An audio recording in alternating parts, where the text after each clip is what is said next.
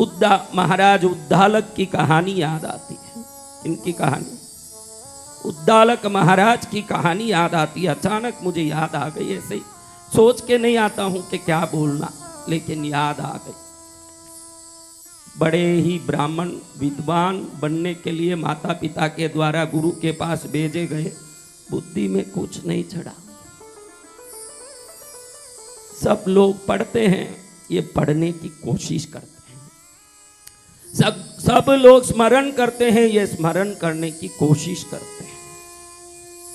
गुरु ने देखा कि रोज एक ही पाठ बोलता है, कई वर्ष हो गया, आज तक एक पाठ ढंग से नहीं बोल पाया। गुरु को गुस्सा आया, तू जा, पढ़ाई का लायक नहीं है तू, गुरुकुल के गायों का ध्यान दे। गुरुकुल में रसोई बन रही है तो उधर जाके सेवा कर, गोबर निकाल करके खंडे बनाने में लग जा, बाहर जाके पौधों को पानी डाल। गुरु का कृपा, गुरु की आज्ञा, अरे शिरोधार्य है बच्चा। समझ पढ़ाई में कम जरूर थी, लेकिन आज्ञा का पालन में कम नहीं थी।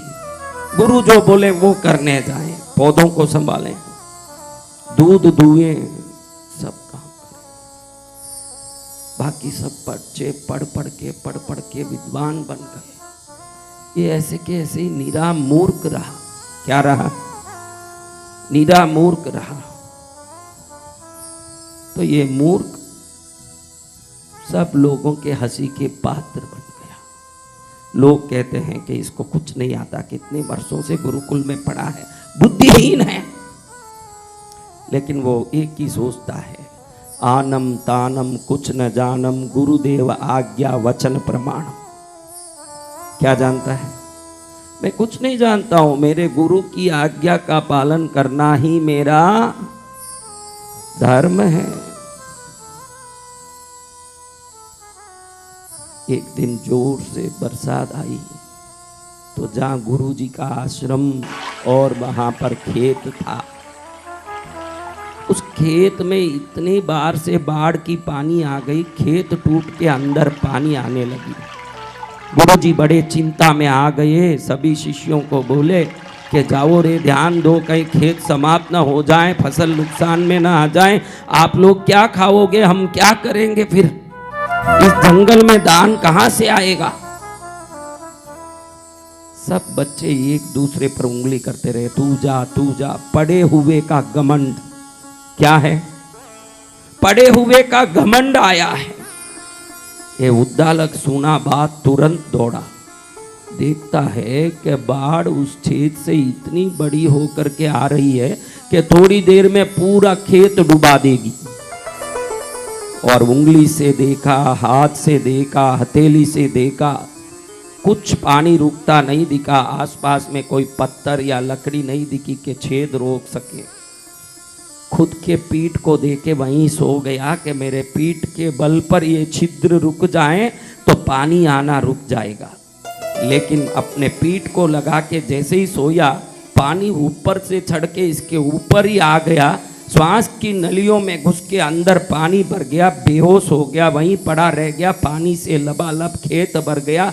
इसको ढूंढते गुरुजी देखते हैं कि बच्चा क्यों नहीं आया, बच्चा क्यों नहीं आया। सब ढूंढो, इधर उधर सब ढूंढ रहे, कहीं नहीं मिला। गुरुजी को लगा जरूर ये मेरी आज्ञा का पालन करने वाला इस बाढ़ को रोकने कुछ किया होगा। उस चक्कर में कुछ न कुछ इसको हुई होगी। बाढ़ के उस दीवार पर गए जहाँ ये पड़ा, गुरुजी बराबर पहचान गए। पैरों पर उसका शरीर लग गया और झुक के देखते हैं तो अंदर मूर्छित पड़ा है।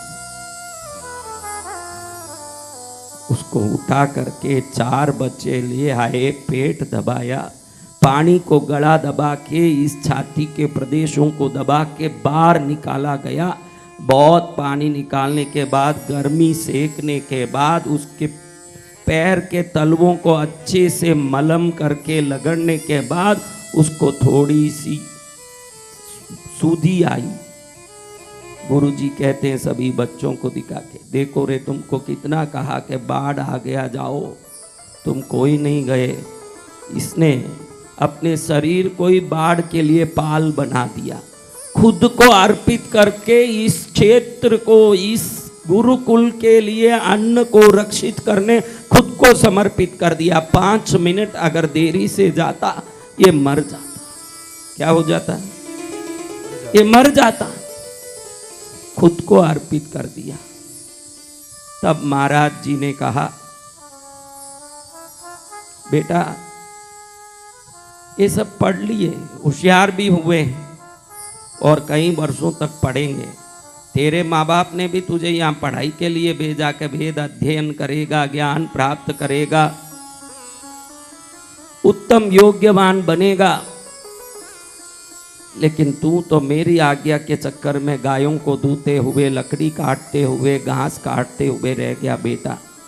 लेकिन अगर गुरु कृपा निश्चित काम करती है तो आज मैं वरदान देता हूँ कि सनातन धर्म में जो 18 पुराण हैं, तो बिन पढ़े ही ये 18 पुराण का व्याख्या लिखेगा। ये मेरा तुझे वरदान।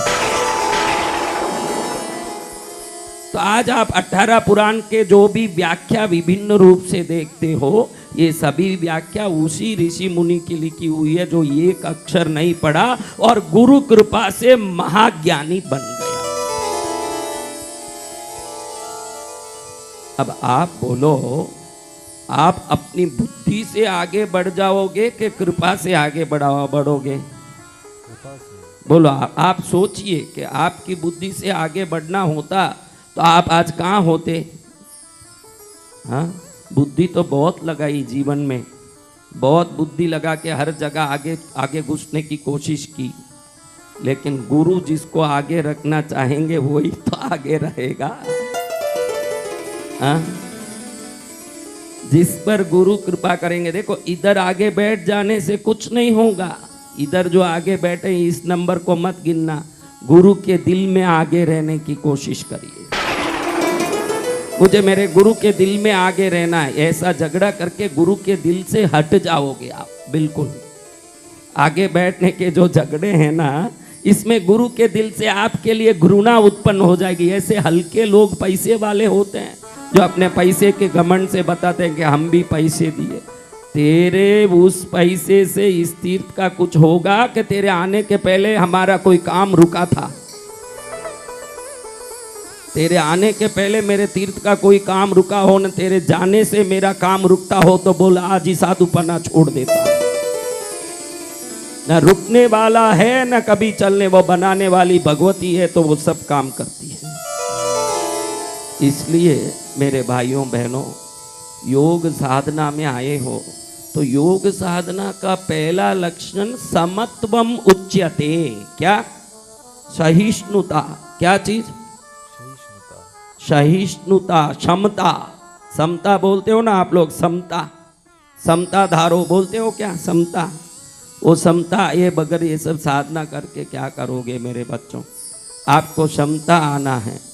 जहाँ जगह मिली वहाँ बैठ जाओ, बोल दो संसार को कि मैं कहाँ बैठा हूँ उसका मुझे कोई चिंता नहीं है, मुझे संसार में नहीं ईश्वर के दिल में जगह पकड़ना है।